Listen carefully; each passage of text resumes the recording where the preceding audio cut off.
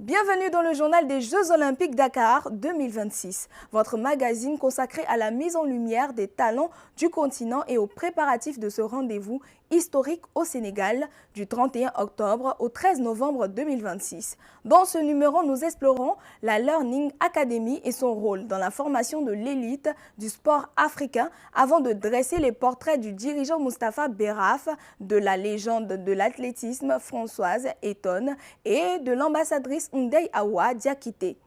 Nous ferons également escale au Dakar Expo Center pour un focus sur le tennis de table, puis à la Dakar Arena, enceinte incontournable de ces 4e Jeux olympiques de la jeunesse. En prélude aux Jeux olympiques Dakar 2026, la Learning Academy forme 419 jeunes sélectionnés parmi 1800 candidats. Ce programme du comité d'organisation vise à préparer les futurs experts du sport en Afrique, renforçant ainsi le leadership et le capital humain pour un héritage durable. Lancée dans la perspective des Jeux olympiques de la jeunesse JOJ, l'Académie de formation Dakar 2026, Learning Academy, est un programme de formation novateur. Cette initiative stratégique du comité d'organisation des JOJ vise à former une nouvelle génération de professionnels. L'objectif est de renforcer leurs compétences, de développer leur leadership et de les préparer à contribuer activement à l'organisation et à l'héritage de ces premiers Jeux olympiques organisés sur le continent africain. Si on a créé ce Learning Academy, c'est pour donner l'opportunité à nos sœurs, à nos petits frères de pouvoir avoir cette opportunité d'être formés dans les métiers du jeu. Mais après, le vrai héritage de ces jeux, ce sont ces gens qu'on est en train de former. Demain, ils vont pouvoir, si le Sénégal organise la CAF, ou bien si le Sénégal organise d'autres jeux, d'autres événements, et pourront le faire à l'aise parce que cette fois-ci, on aura les compétences et on aura les gens pour le faire. L'Académie de formation formera 419 jeunes professionnels en 9 promotions d'ici à septembre 2026. La première promotion a entamé sa formation en avril 2025. Les participants reçoivent une formation de 10 jours du Comité international olympique et 5 jours consacrés au développement de compétences relationnelles. Grâce à cette formation, les participants acquièrent des connaissances essentielles en planification, opérations sportives et événementielles, renforçant ainsi les capacités d'organisation d'événements au Sénégal et en Afrique. Une fois formés, ils rejoindront le comité d'organisation des JOJ pour coordonner les Jeux olympiques de la jeunesse. On nous apprend à voir comment on doit délivrer les Jeux olympiques de la jeunesse. C'est-à-dire, dans le monde professionnel du Sénégal, on vient, on attaque. Alors qu'ici, on nous offre un système pédagogique où on peut nous informer des compétences, quelles sont les attitudes qu'il faut avoir avant de délivrer un événement d'une telle envergure. L'Académie de Dakar 2026 place le capital humain au cœur de l'héritage des JOJ. Les Jeux olympiques de la jeunesse JOJ du 31 octobre au 13 novembre 2026 à Dakar, Diamniadio et Saly ambitionnent d'être un moteur de transformation sociale, économique et culturelle pour le Sénégal et l'Afrique. Figure majeure du sport continental, l'Algérien Moustapha Berraf, ex-basketteur international et actuel président de l'Association des comités nationaux olympiques d'Afrique, œuvre à l'unité du mouvement olympique africain.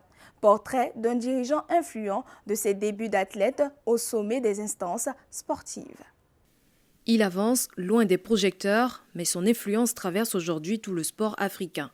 Ancien international algérien de basketball, devenu l'un des dirigeants les plus puissants du continent, Moustapha Berraf a construit son parcours entre passion du terrain, stratégie institutionnelle et diplomatie sportive. Né le 21 février 1954 en Algérie, il fait ses premiers pas dans le sport de haut niveau sous les couleurs de la sélection nationale de basket avant de se tourner vers les instances dirigeantes, où il va progressivement imposer sa vision du développement sportif africain. L'association des comités olympiques est à l'entente et à la fraternité.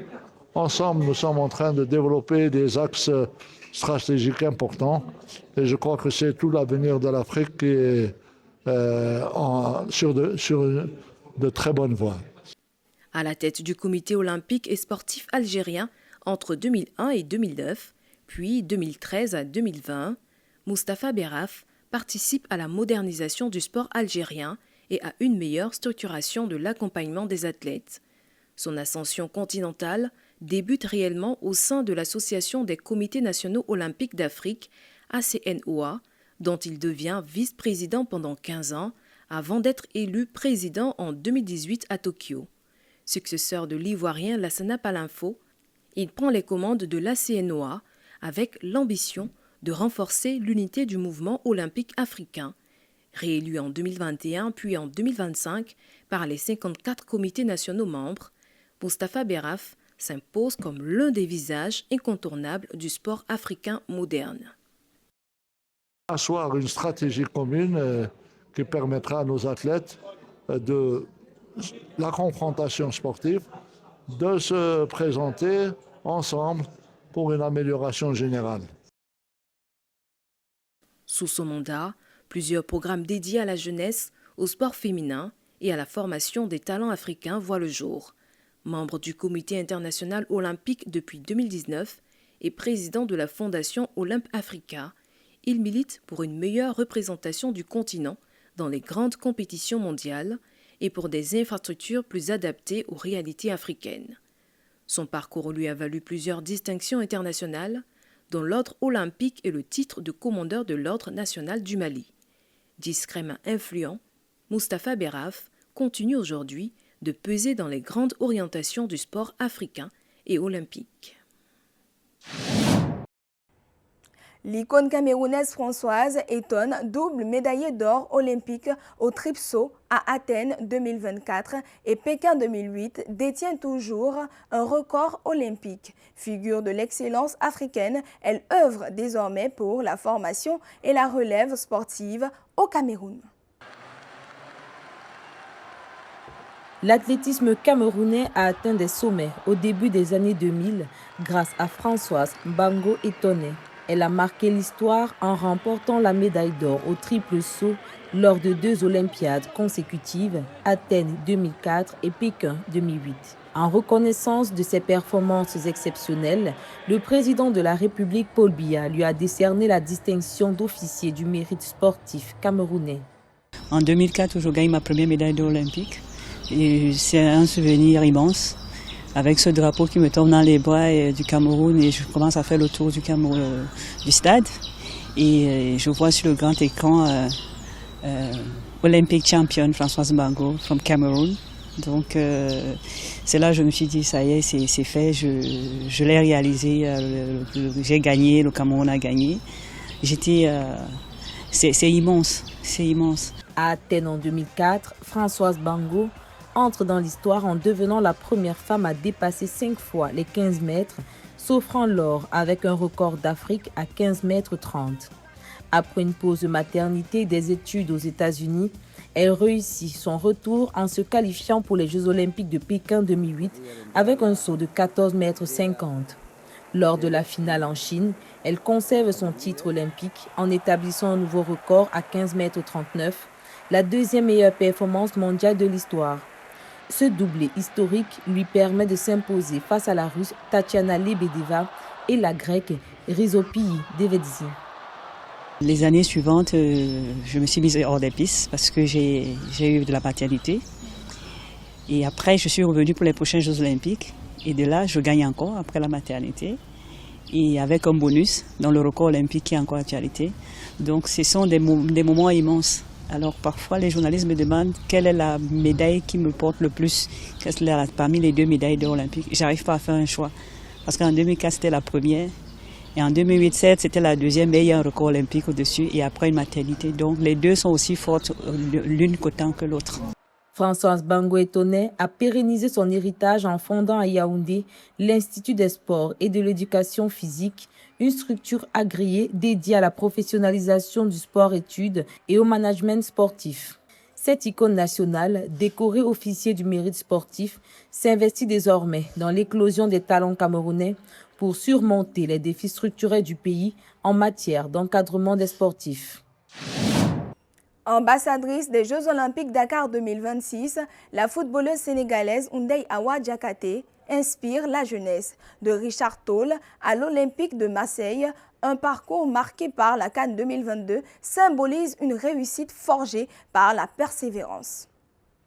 Les Jeux olympiques de la jeunesse JOJ Dakar 2026, prévus du 31 octobre au 13 novembre, représentent un événement historique et symbolique pour le Sénégal et l'Afrique. Ce rassemblement mondial réunira près de 2700 athlètes à Dakar, Diamniadio et Saly, positionnant le pays hôte comme un carrefour essentiel de la jeunesse sportive internationale et un moteur du développement du sport sur le continent. Ndeye Awa Diakhaté, attaquante internationale sénégalaise et ambassadrice des JOJ Dakar 2026, est une figure emblématique de cette dynamique, portant le message inspirant que la foi en ses rêves peut changer une destinée. Le football n'est pas fait pour les femmes, le disait-on souvent. Mais au lieu d'écouter les limites qu'on voulait m'imposer, j'ai choisi de tracer mon propre chemin. Aujourd'hui, je représente avec fierté le football féminin sénégalais. Malgré les doutes, les obstacles et les sacrifices, je n'ai jamais cessé de croire en mon rêve, un rêve qui m'a mené jusqu'en Europe, notamment à l'Olympique de Marseille. Son parcours qu'il a mené de Richard Toll, sa ville natale, à Marseille, en France, est une source d'inspiration au-delà du football, symbolisant une génération qui brise les plafonds de verre et ouvre de nouvelles perspectives pour la jeunesse africaine. Son ascension sportive consolide cette image après avoir joué pour l'AF Amazon Grand Yoff à Dakar et le Puy Foot 43 Auvergne, club de football français. Elle évolue en D1 française depuis juin 2022 et a été championne de France de deuxième division en 2025 avec l'Olympique de Marseille. Mon parcours prouve qu'avec la détermination, de la résilience et beaucoup de travail, tout devient possible. Mon message à toutes les jeunes filles est simple. Croyez en vous, restez focus. Ndeye Awa Diakhaté, décisive en marquant le premier but du Sénégal en phase finale de la CAN féminine 2022, représente une trajectoire exceptionnelle. En tant qu'ambassadrice des JOJ Dakar 2026, elle est aujourd'hui une figure porteuse d'un message d'excellence et d'avenir pour le sport africain. Le tennis de table se tiendra au Dakar Expo Center de Diamniadio du 31 octobre au 5 novembre pour les Jeux Olympiques Dakar 2026. Cette discipline en plein essor en Afrique proposera des tournois de simple et double alliant rapidité et technicité. L'organisation mise sur un format optimisé pour garantir fluidité et excellence sportive. Du 31 octobre au 5 novembre 2026, le tennis de table sera à l'honneur au Dakar Expo Center de Diamniadio dans le cadre des Jeux Olympiques de la jeunesse Dakar 2026. Les compétitions organisées en simple et double promettent un rythme intense où vitesse d'exécution et précision seront déterminantes. Un format repensé accompagne cette édition avec la suppression des qualifications spécifiques, une mesure destinée à alléger la logistique et à faciliter l'organisation pour les différentes instances sportives. Les jeunes jouent avec les mêmes règles que les seniors parce que le tennis de table est un sport universel, régi par la Fédération internationale de tennis de table. Cela permet aux jeunes athlètes de s'adapter très tôt aux exigences du haut niveau et de faciliter leur transition vers les compétitions seniors. Chaque match se joue en set de 11 points avec l'obligation de 2 points d'écart pour s'imposer. Les rencontres se disputent généralement au meilleur des 5 ou 7 manches. Le service codifié impose un lancer vertical visible, tandis que l'alternance intervient toutes les 2 mises en jeu. En phase d'échange, la balle doit impérativement rebondir une fois de chaque côté de la table, toute erreur offrant immédiatement le point à l'adversaire. Aux Jeux olympiques de la jeunesse, on attend d'un jeune joueur une bonne maîtrise technique, notamment le service, la remise et la régularité, mais aussi une intelligence de jeu avec de la variation et de l'adaptation. Enfin, l'aspect mental est essentiel. Gérer la pression, rester concentré et faire preuve de combativité. À ce niveau, on est très proche des standards du haut niveau. Le tennis de table séduit une nouvelle génération d'athlètes par sa rapidité et son accessibilité. À Dakar, les JOJ offriront une vitrine stratégique pour valoriser cette progression et renforcer son ancrage en Afrique. Au-delà de la compétition, l'événement s'annonce comme un levier majeur de promotion et de structuration d'un sport en pleine montée en puissance. Site clé des Jeux Olympiques Dakar 2026, la Dakar Arena accueillera le futsal et le badminton. Cette infrastructure moderne illustre l'ambition du Sénégal d'offrir des standards internationaux aux 2700 athlètes attendus. Choisis parmi les infrastructures majeures devant accueillir les Jeux olympiques de la jeunesse de 2026, l'enceinte sénégalaise Dakar Arena sera l'un des centres névralgiques du premier événement olympique jamais organisé sur le continent africain. Prévu du 31 octobre au 13 novembre 2026, ces Jeux réuniront environ 2700 jeunes athlètes âgés de 14 à 17 ans dans 25 disciplines sportives. Donc la Dakar Arena, c'est un site qui est très important pour nous. C'est ce qu'on appelle un site indoor, donc en intérieur, qui va accueillir 2 épreuves. Nous aurons tout d'abord ici des épreuves de badminton, avec plus de 60 athlètes qui vont venir s'affronter, femmes comme hommes, de 15 à 18 ans, je rappelle. Donc c'est les meilleurs jeunes athlètes du monde de 15 à 18 ans qui vont venir s'affronter sur le badminton. Et une fois que le badminton se termine, il y a ce qu'on appelle les transitions, qui sont un grand défi des Jeux Olympiques. C'est-à-dire que sur le même site, on change de sport. Située à Diamniadio, à une trentaine de kilomètres de Dakar, l'Arena s'inscrit au cœur du pôle logistique imaginé par les JOJ. Inaugurée le 8 août 2018, elle est devenue l'une des infrastructures sportives couvertes les plus modernes du continent. Sa capacité atteint 15 000 places, ce qui en fait l'une des plus grandes salles multisports d'Afrique.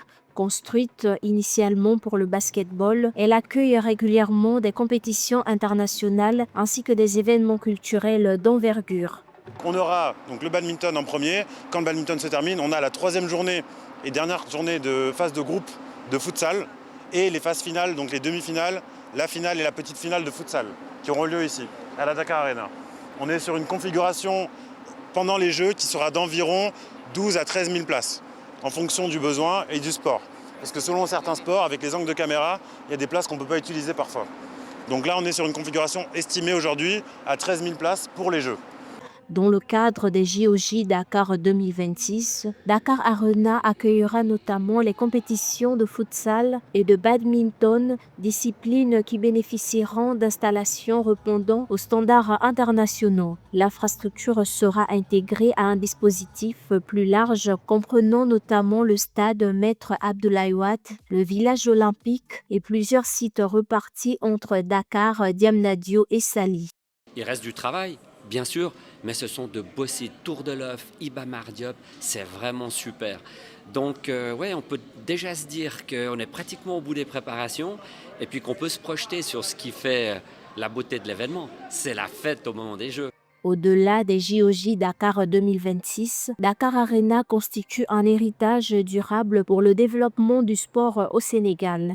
Elle offre aux athlètes nationaux un cadre moderne de préparation et de compétition tout en renforçant l'attractivité du pays pour les événements sportifs internationaux. Cette infrastructure participe aussi à la dynamique de modernisation de Diamniadio, nouvelle ville en plein essor destinée à devenir un pôle administratif, économique et sportif majeur du Sénégal. Véritable miroir d'une Afrique en pleine mutation, dynamique et résiliente, les Jeux Olympiques Dakar 2026 portent l'ambition d'une transformation durable du continent par l'éducation et le sport. Pour ne rien manquer, retrouvez chaque numéro du journal des Jeux Dakar 2026 en replay sur Africa 24, Africa 24 Sport, l'application MyAfrica 24 ainsi que sur l'ensemble de nos réseaux sociaux.